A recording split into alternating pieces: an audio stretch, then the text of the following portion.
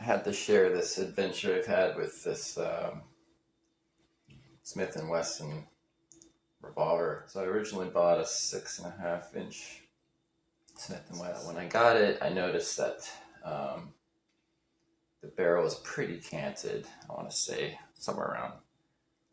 I think one of the gunsmiths said it was like 5 degrees or something like that. So canted barrel means this barrel wasn't on straight, and that kind of means your sight picture is like the front sight is actually like tilted, which is annoying, but also like aesthetically, you have these serrations, whatever they call it. I forget what they call it. There's like anti-glare, but they're just not like aligned with the rest of the frame. So it's, if you're kind of a type A like me, it's kind of annoying. So what I ended up doing is contacting Smith and Wesson, and they said, "Oh yeah, bring it in or send it in, and we'll make the barrel right."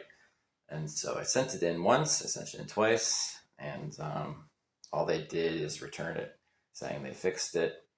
And the third time, I actually, well, I was down the line, but they said it was within spec. So even though it was very canted, and I'm not, um, if I was a gun maker, I would find this like be a lemon of a gun. We should have just been thrown out. Um, they said it's within specs, so their specs are extremely. So I sent that into a gunsmith. They corrected the barrel, and when it came back, the windage on the rear sight was when they tested it, they had to like bring it all the way to the right. So it was like completely off. So all the way torqued to the right, and I was kind of fine with that. I was like, okay, I'll live with that. But when I actually went to go shoot it, it didn't actually shoot straight. So I had to actually bring the sight even more to the right in order to have it kind of go dead on target. And it actually broke. I know these things are pretty well designed. These Smith and Wesson sights, they've been sort of lauded for kind of how good the design is. But just by moving it all the way to the right, I broke something inside, and so I had to replace this rear sight in order to not be like it would basically just wobble.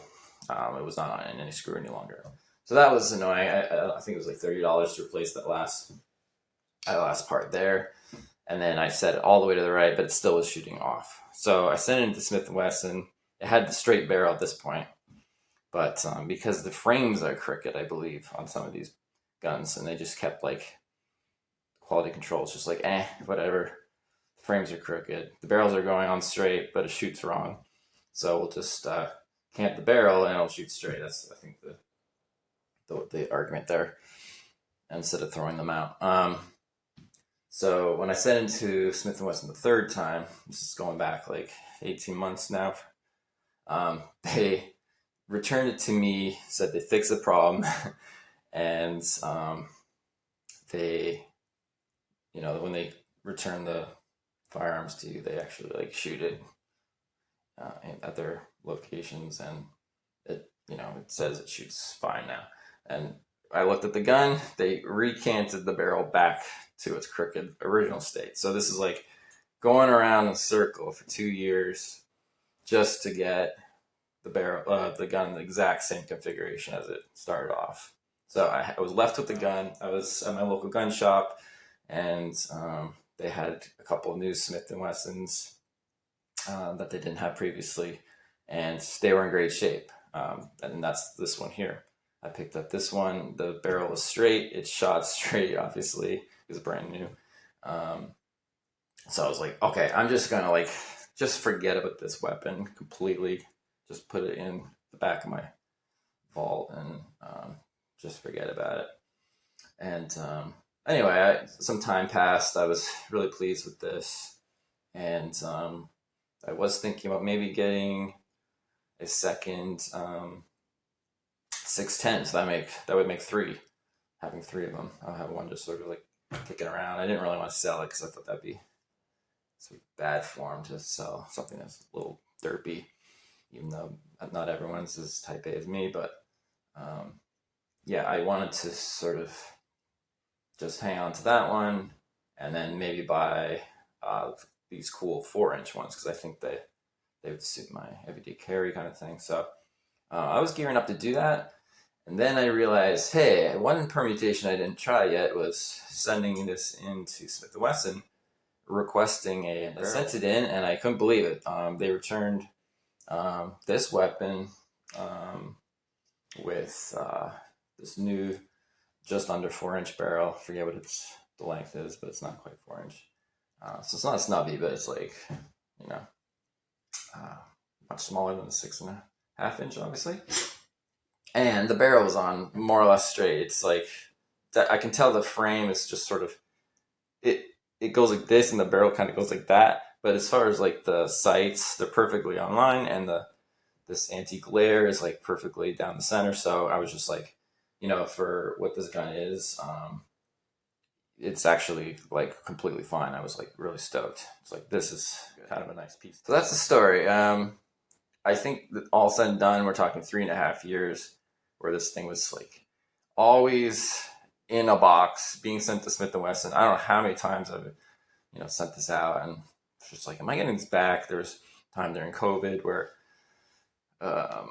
you know, FedEx had missing gun deliveries. I was like always worried about that as well. I was just like, is this thing gonna get lost in the mail? It's been in the mail like 6 times, but there it is. Never get lost. It's finally all the problems with it are fixed, and it was all about just a gamble and doing a barrel change, which maybe that really just got the barrel. It could have been that the barrel change was a level of work where it like actually got on a competent gunsmith's like bench, and like, you know, he looked at it and he was actually like, you know, he had scruples to like make it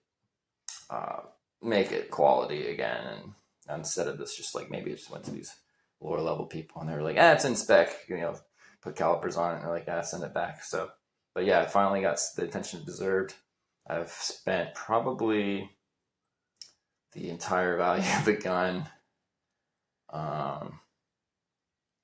all said and done, just to get it in a good state of use. So that's kind of a waste, but what are you going to do? I mean, these things are annoying to sort of work on if they're not perfect, I suppose.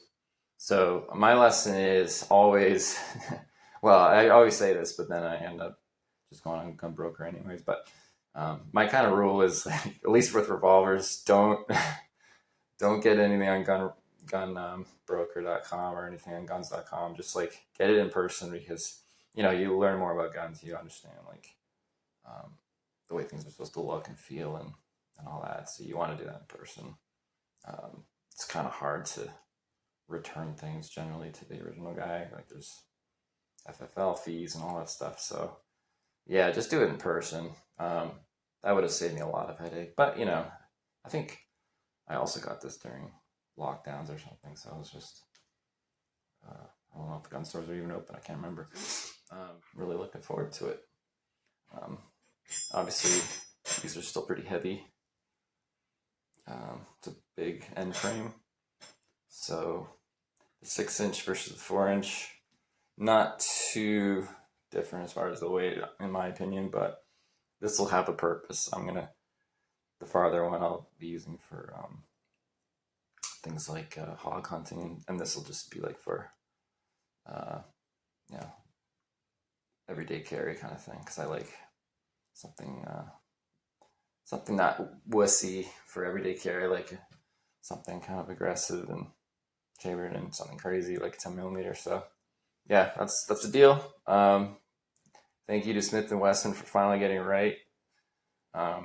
Don't think their culture's changed at all. I just happened to bump into kind of a workaround on this and got really lucky. But that's the deal. Good luck with your canted barrels, and good luck with dealing with the modern gun companies as they sort of try to survive, keep their heads above water financially, but also like trying to put out good products. I think that's probably pretty hard, but it's annoying being the customer, obviously, when you're dealing with companies that don't seem to have quality control, that's for sure. All right.